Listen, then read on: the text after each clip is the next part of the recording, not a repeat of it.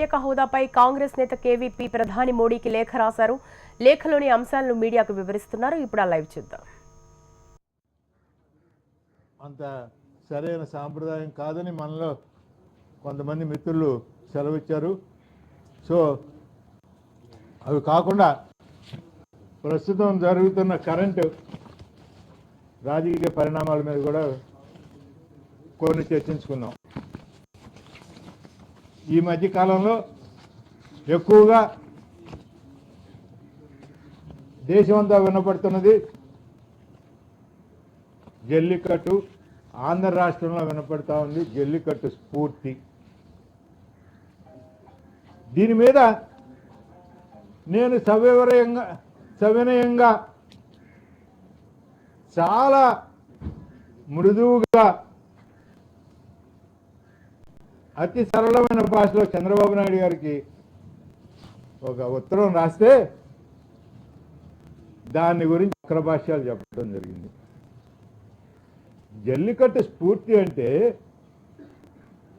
జల్లికట్టు నుంచి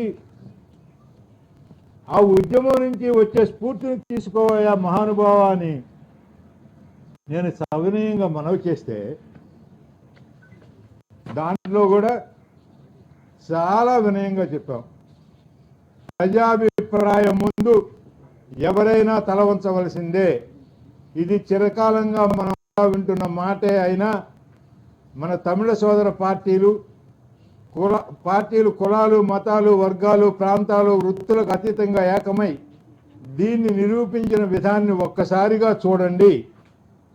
తమ సాంప్రదాయాన్ని నిలబెట్టుకోవడానికి మన దేశ అత్యున్నత న్యాయస్థానం జల్లికట్టులో పశువుల వాడకాన్ని నిషేధిస్తూ ఇచ్చిన తీర్పు అమలులో ఉండగానే జల్లికట్టును అనుమతించేలా కేంద్ర ప్రభుత్వంపై ఒత్తిడి చేసి ఆర్డినెన్స్ని తెచ్చుకున్న విధానాన్ని ఒక్కసారి పరిశీలించండి.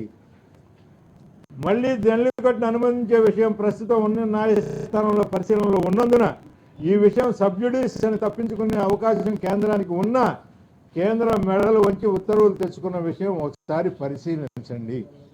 అయ్యా, నేను జల్లికట్టుని ఉదాహరించింది వాళ్ళు తీసుకున్న ఉద్యమ స్ఫూర్తి. దీన్ని దావోస్ నుంచి వచ్చిన తర్వాత చంద్రబాబు నాయుడు ఒక ఆయన జల్లికట్టు గురించి ఉత్తరం రాస్తాడు అని దాని గురించి ఎద్దేవాగా మాట్లాడితే, అయ్యా చంద్రబాబు నాయుడు గారు, తమరు కోయిలలాగా చక్కగా పాడగలరు అంటే